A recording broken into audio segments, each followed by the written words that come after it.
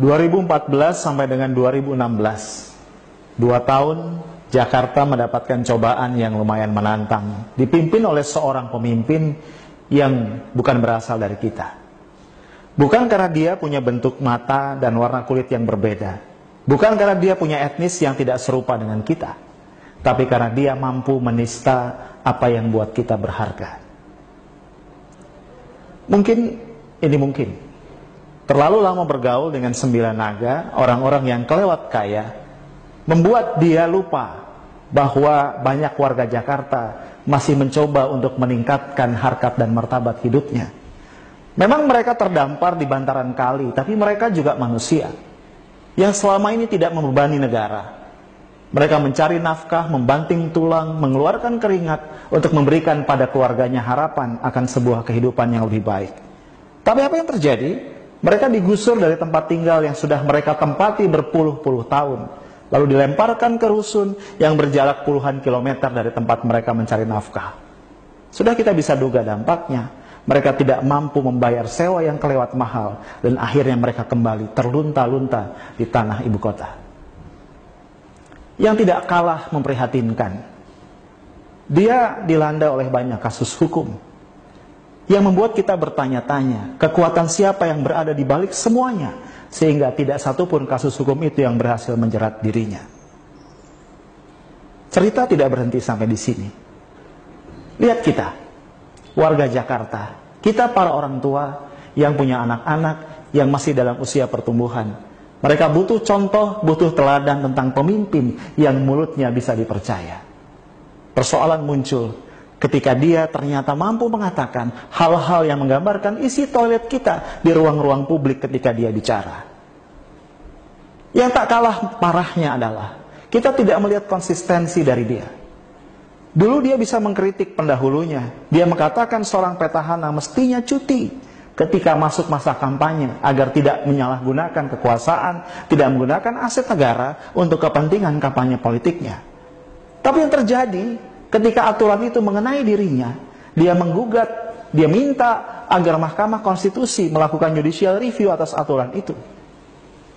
Dia ingin agar dia bebas melakukan kampanye ketika dia masih menjabat sebagai pemimpin ibu kota. Yang juga tidak bisa dilupakan, dengan luar biasa dia mencaci partai-partai politik, mengatakan mereka mencuri suara rakyat, dan kemudian dengan gegap gempita membangun sebuah barisan sukarela untuk mendukung dirinya maju lewat jalur independen dalam pemilu kada berikutnya. Tapi apa yang terjadi? Ketika beberapa partai mulai menyatakan dukungan kepadanya, dengan mudahnya dia mengatakan, ya sudahlah, saya maju lewat jalur partai politik saja. Pemimpin seperti apa yang konsistensi ucapannya tidak bisa kita pegang?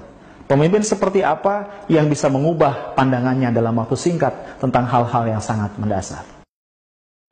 Yang lebih menyakitkan, dia bisa mengeluarkan kata-kata yang menistakan agama yang bukan agamanya. Bayangkan, dia mengatakan salah satu ayat dari Al-Quran, kitab suci umat Islam yang merupakan 85% lebih warga Jakarta, digunakan untuk membodohi mereka. Ini bukan persoalan sara. Sekali lagi, ini bukan persoalan sara. Ini persoalan mulut seorang pemimpin yang tidak ditakar dampaknya. Dengan kata lain, ini persoalan inkompetensi dari dia yang tidak tahu apa yang pantas dan tidak pantas dikatakan oleh seorang pemimpin ibu kota. Dia mungkin tidak sadar, seorang pemimpin punya 2 peran mendasar setidaknya dimanapun atau di komunitas apapun dia memimpin. Pertama, pemimpin harus mampu menjadi cultural ambassador, mampu merepresentasikan nilai-nilai dari masyarakat di mana dia hidup dan memimpin. Jakarta adalah representasi Indonesia yang bineka.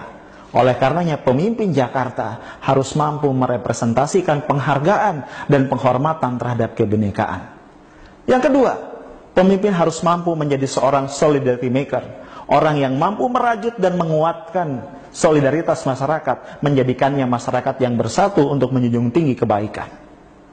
Pemimpin tidak boleh mengeluarkan kata-kata, sikap atau tindakan yang menyakiti perasaan orang-orang yang dia pimpin, sehingga merusak bangunan kebinekaan yang berpuluh-puluh tahun sudah kita perjuangkan untuk membangunnya. Karena inkompetensi itu, tiada kata yang bisa kita sampaikan kepada dia bahwa waktunya sudah habis. Dia tidak pantas memimpin Jakarta yang merupakan wajah dari Nusantara.